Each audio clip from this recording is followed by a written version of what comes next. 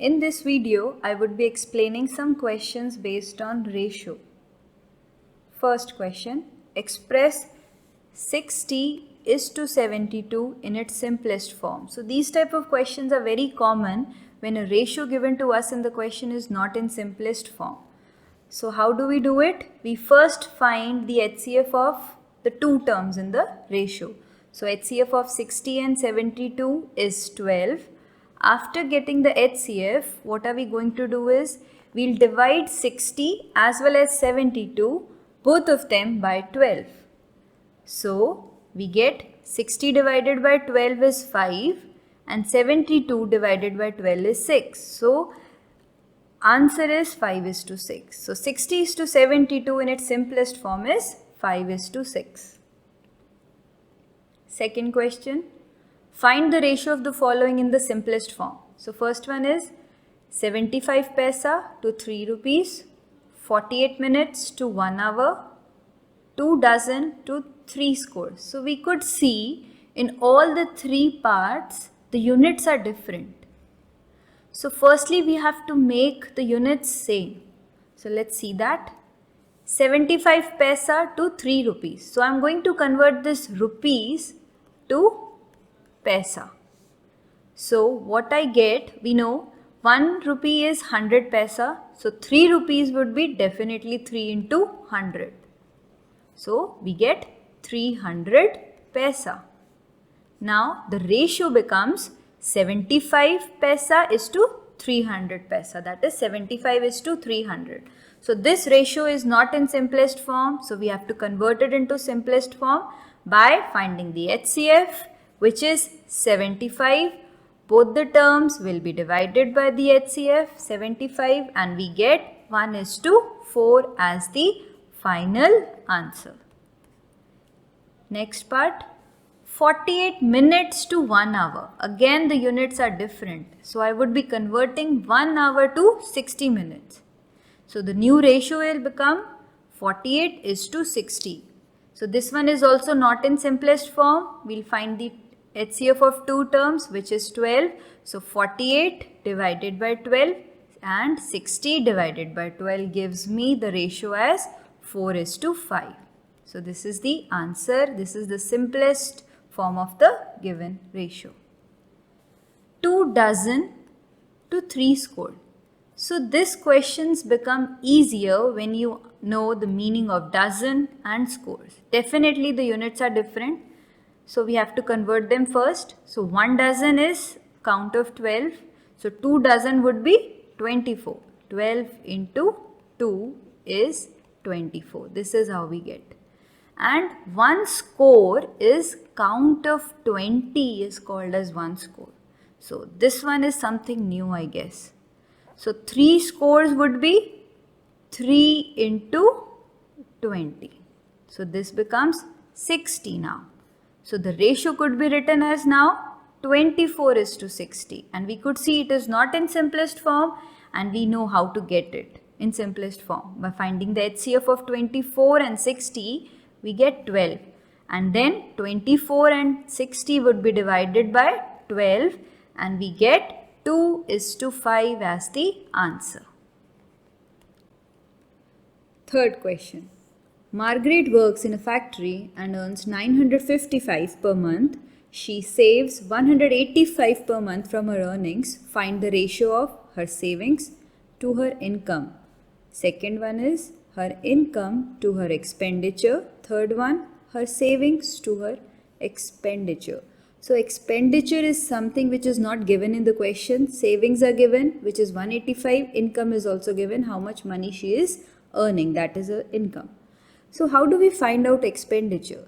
Actually, expenditure is the amount of money which she has spent in the month. So, and how do we calculate expenditure? By subtracting savings from income. So income minus savings gives us expenditure. So here it is 955 minus 185 is 770 rupees. So this is her expenditure. So first one is her savings to her income. So simple one, 185 is to 955.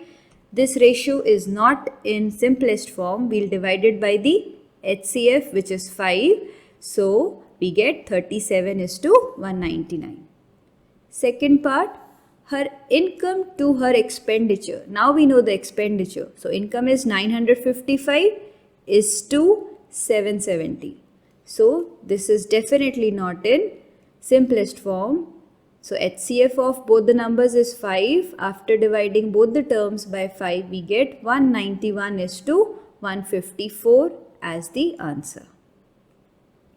Third one, her savings to her expenditure. So savings are 185 is to expenditure 770. To convert this ratio to simplest form, we divide both the terms by the HCF, which is 5. So the answer is 37 is to 154. This is in simplest form. Fourth question. Ratio of copper in an alloy is 9 is to 7.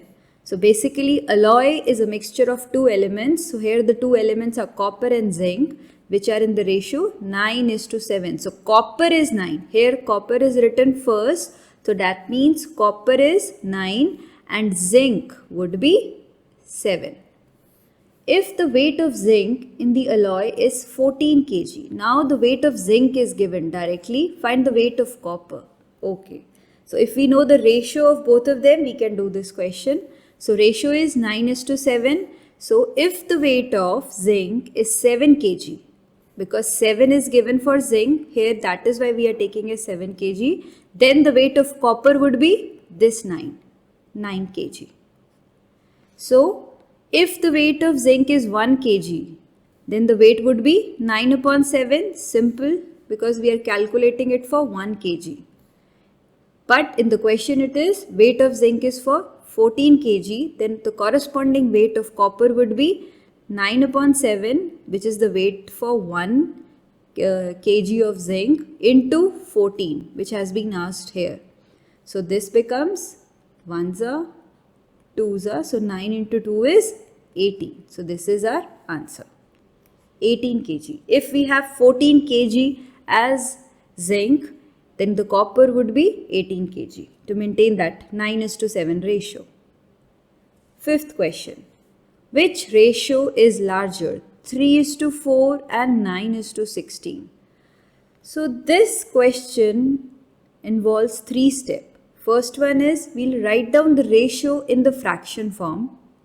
After writing the fraction form, we'll make the denominators of both of them same by taking the LCM, right? And third one is after doing that, we'll compare the new numerators. Let's see that. So 3 is to 4 will become 3 upon 4 in fraction, and 9 is to 16 will be 9 upon 16. Now the denominators are 4 and 16. So firstly, we are going to find the LCM of 4 and 16, which is 16 only. So 3 upon 4, when multiplied by 4 on both the sides, we get 12 upon 16, because we need to make the denominator as 16. That is why we are doing it. So to compare them, now the new ratios are 12 upon 16 and 9 upon 16. Now the denominators are same. We can compare the numerators. So 12 is greater than 9. Therefore, 12 upon 16 will be greater than 9 upon 16. And 12 upon 16 was originally 3 upon 4. So we get 3 upon 4 is greater than 9 by 16, which could be written in ratio form. 3 is to 4 is greater than 9 is to 16. This is how we compare the ratios.